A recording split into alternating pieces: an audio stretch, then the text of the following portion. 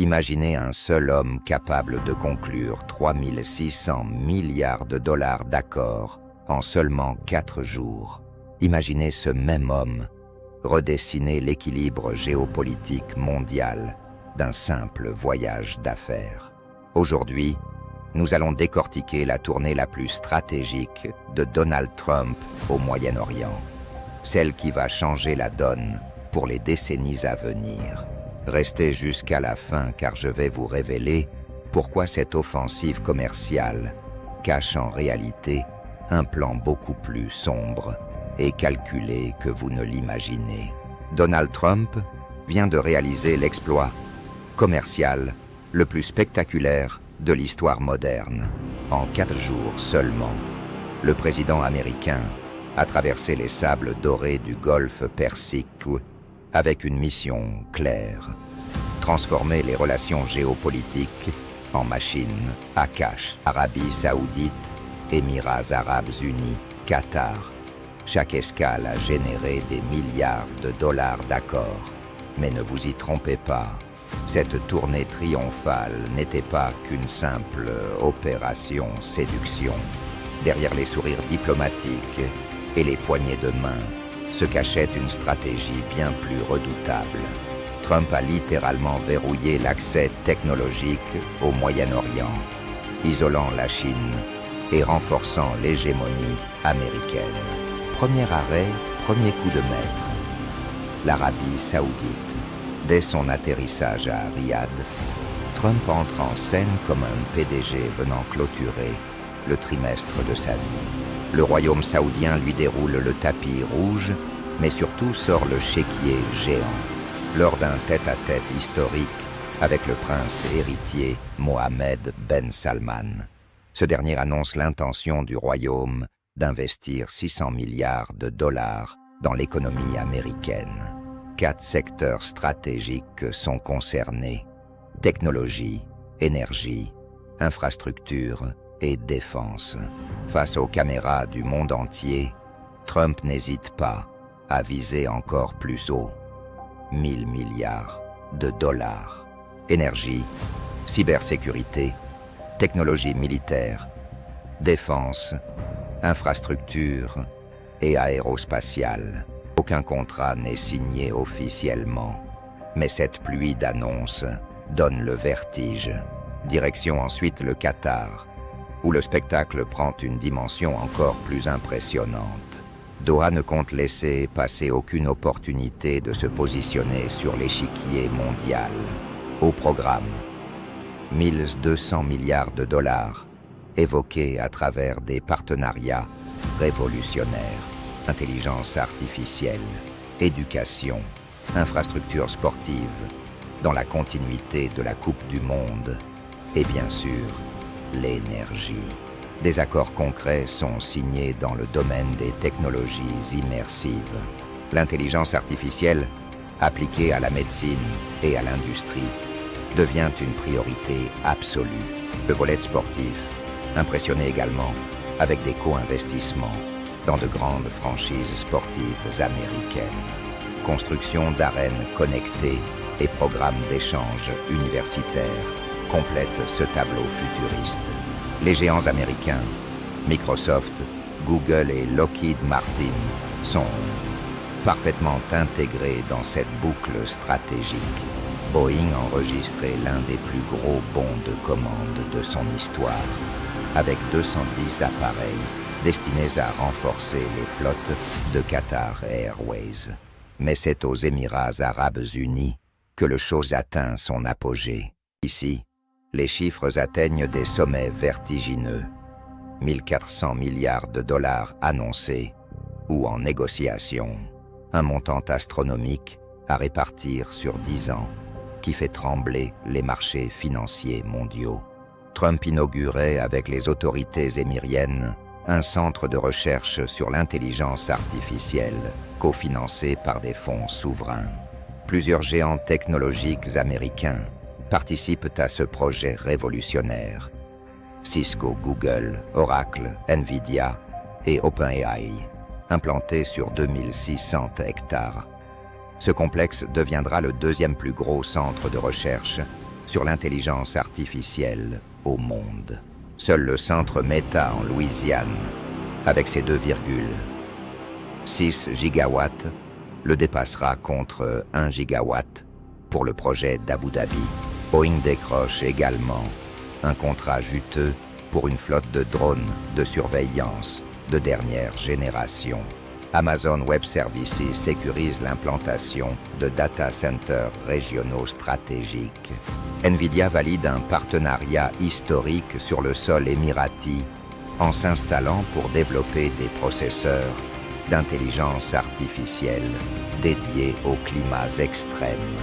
Si vous êtes encore là, c'est que cette analyse vous passionne autant que moi.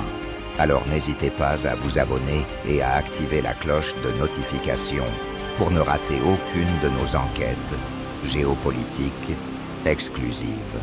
Les accords ne se limitent absolument pas à l'intelligence artificielle. Ils s'étendent massivement aux énergies renouvelables, à la cybersécurité, au cloud computing et bien évidemment à l'armement. La finance participe aussi à cette révolution avec la création d'un Gulf US Investment Forum. Cette plateforme facilitera les fusions-acquisitions et les introductions en bourse croisées entre Wall Street et les places financières du Golfe. 1000 milliards en Arabie Saoudite, 1200 milliards pour le Qatar, 1400 milliards aux Émirats Arabes Unis. Cela représente déjà plus que le produit intérieur brut de la France.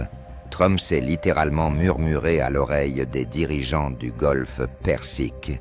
Cette tournée triomphale n'est absolument pas qu'un simple coup de communication. C'est un moment stratégique historique où convergent tous les intérêts.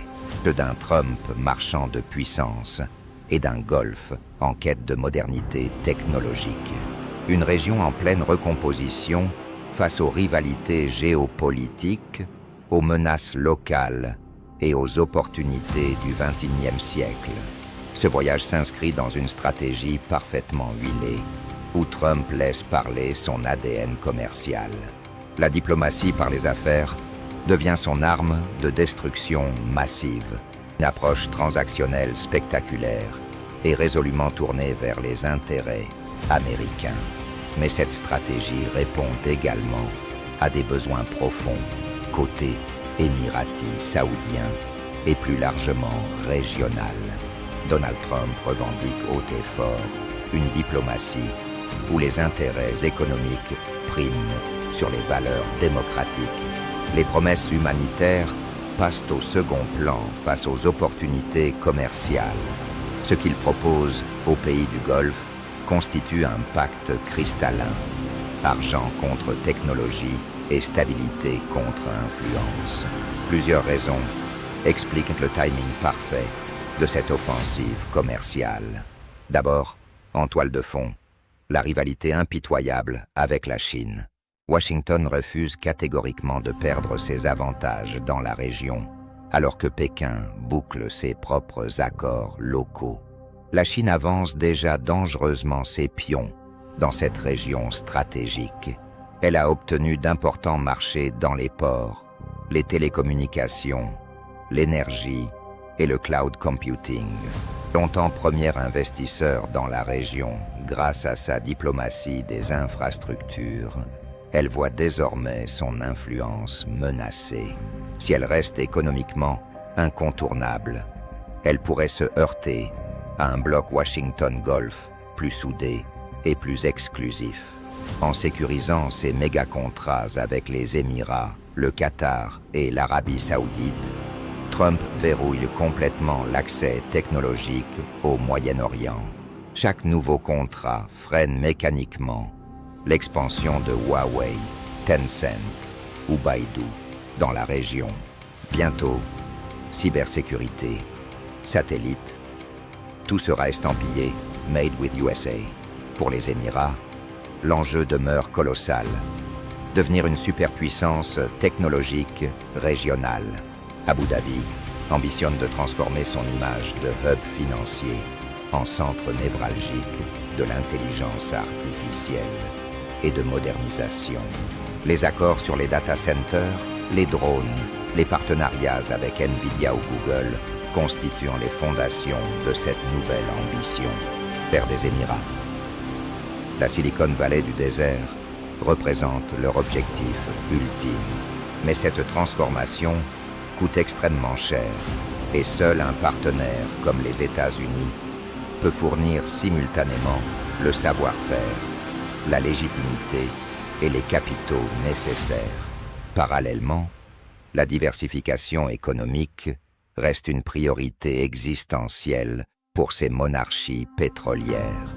Même si les cours du pétrole se maintiennent, Abu Dhabi et Dubaï savent parfaitement que l'or noir ne suffira pas à soutenir leur modèle économique à long terme. L'intelligence artificielle, la finance verte, les industries culturelles, le sport et les hautes technologies deviennent les piliers d'un nouveau modèle post-pétrolier. Ce modèle révolutionnaire exige des alliances fortes et crédibles avec les puissances technologiques mondiales. Autre moteur silencieux de cette dynamique, la rivalité croissante entre les Émirats et l'Arabie saoudite. Depuis que Riyad ambitionne d'attirer le siège social régional vers NEE et OM, les Émirats sentent leur position de leader économique régional menacée. Trump joue habilement sur cette compétition acharnée entre les deux géants du Golfe, en multipliant les accords avec les deux camps. Il les pousse à surenchérir dans leurs investissements et dans leur alignement stratégique avec Washington. Dans ce contexte explosif, les Émirats jouent leur propre partition diplomatique.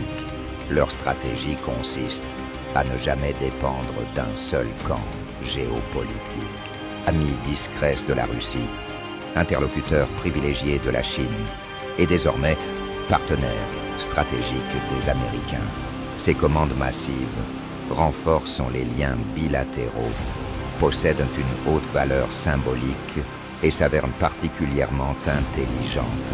Avec ces contrats, les Émirats s'assurent une couverture militaire, un levier diplomatique et surtout un accès direct à des technologies que ni Moscou ni Pékin ne peuvent leur offrir aujourd'hui.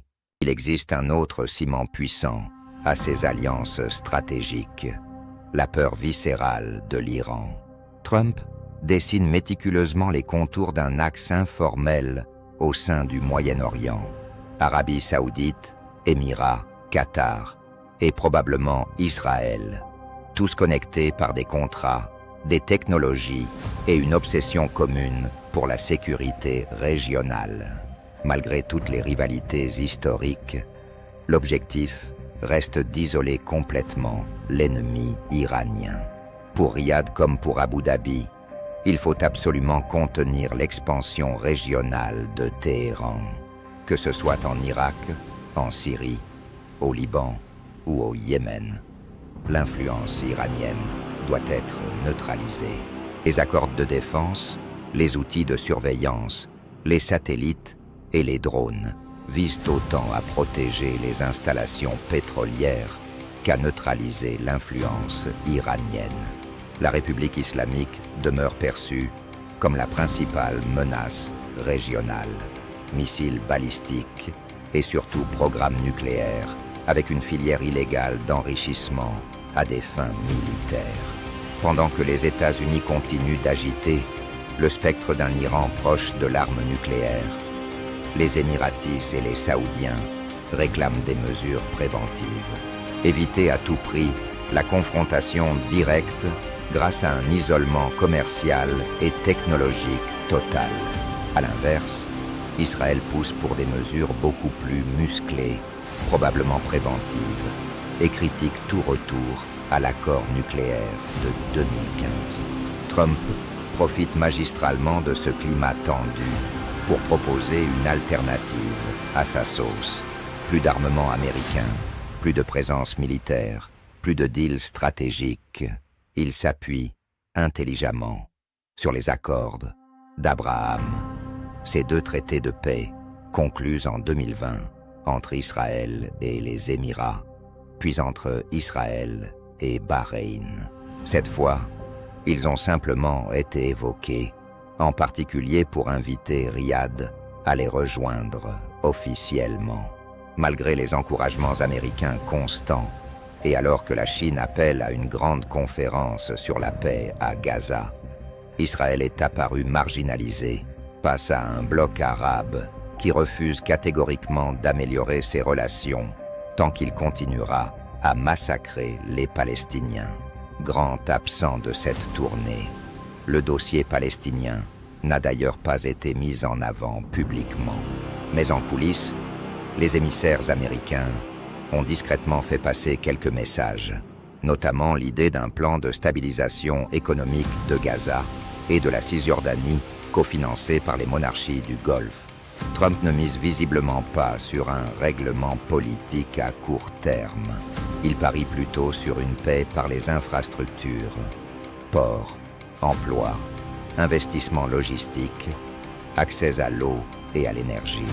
Avec son style transactionnel caractéristique, il propose une forme de normalisation commerciale qui contourne habilement l'impasse diplomatique.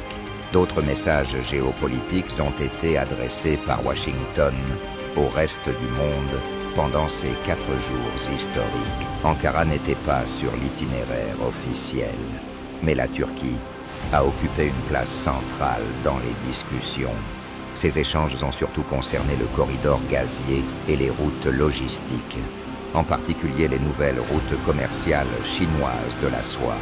Si la Turquie s'éloignait trop de l'axe Golfe-USA, elle pourrait rapidement se retrouver dangereusement isolée. Le président turc comprend parfaitement ce message, à peine voilé.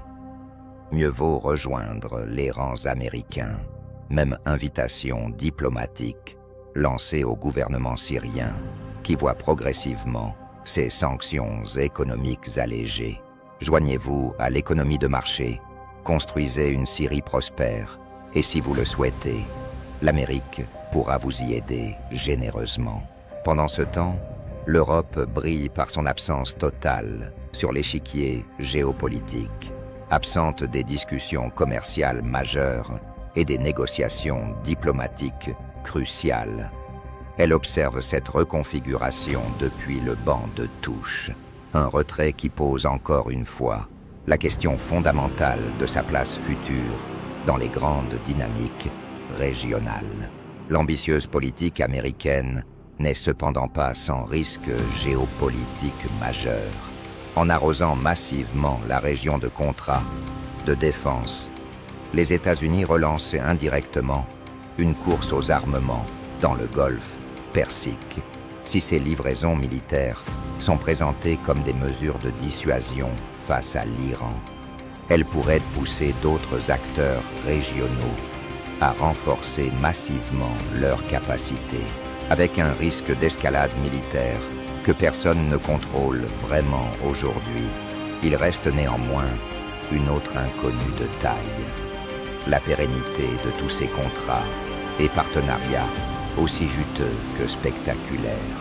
L'entente entre Trump, MBS et les têtes couronnées de la péninsule a facilité ces annonces spectaculaires. Les mêmes mots magiques ont été répétés des centaines de fois devant les caméras internationales. Mais il faudra maintenant observer attentivement la solidité de ces alliances dans le temps. Si les intérêts économiques demeurent suffisamment alignés, le partenariat pourrait survivre au changement de leadership politique.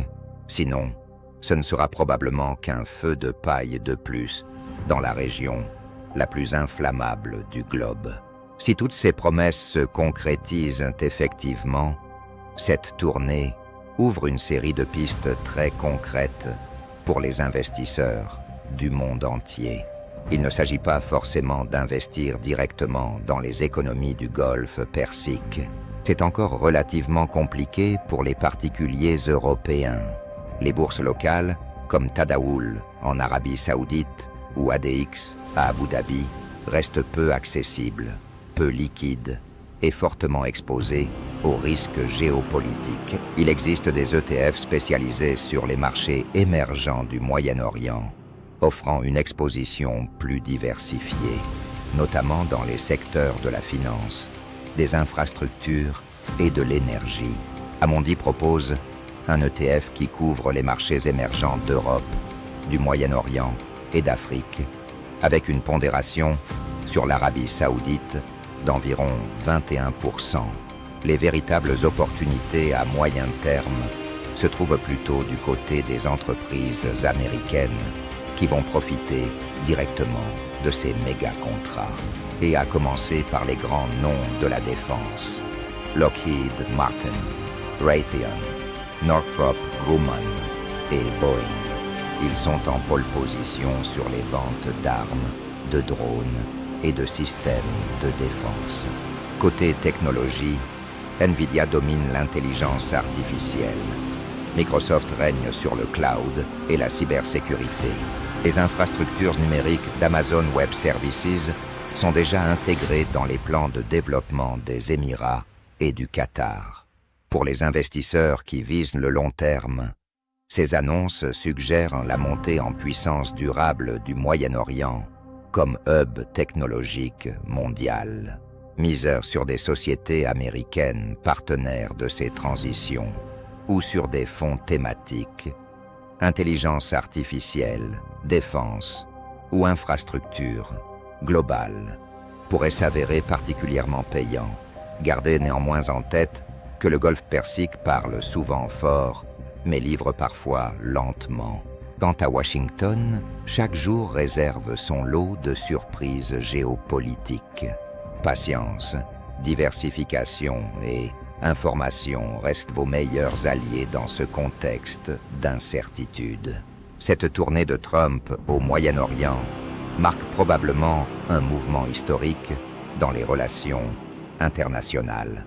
Derrière les milliards de dollars annoncés se cache une redistribution complète des cartes géopolitiques. La Chine se retrouve isolée, l'Europe marginalisée et les États-Unis renforcent leur hégémonie technologique. Mais la véritable question demeure: ces alliances spectaculaires résisteront-elles aux prochaines tempêtes géopolitiques qui s'annoncent inévitablement dans cette région explosive?